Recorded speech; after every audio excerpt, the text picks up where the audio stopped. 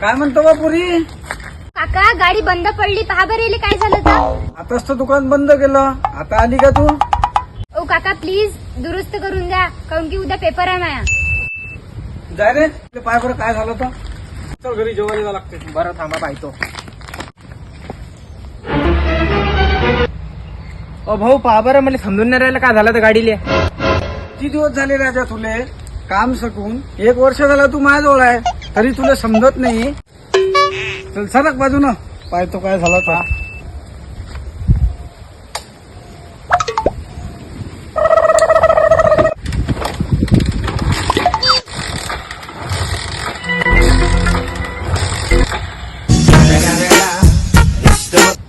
काय राजा तू माणूस आहे, किती दिवसापासून तू माझ्याशी काम करतो तरी तुला समजत नाही. आता कामावर लक्ष द्यायचं, मन लावून काम करायचं.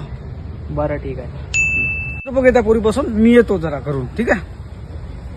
हो ताई 200 रुपये द्या. कायचे 200 रुपये देऊ? तो एक प्लग निघाला होता ते तर मी लावू शकतो.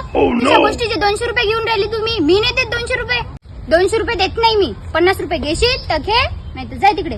तर मग घरी जायचं आहे ना. ना भाऊ हे 50 रुपये देऊ राहिली ना. पैसे कोण नाही देऊन राहिले? तू इथं 200 रुपये देऊन नाही राहिली. डॉक्टर पाशी गेली असती तर डॉक्टरच्या पहिले पावती फाळायला तुला 400 रुपये लागले असते, नंतर त्याची फी अलगच असती.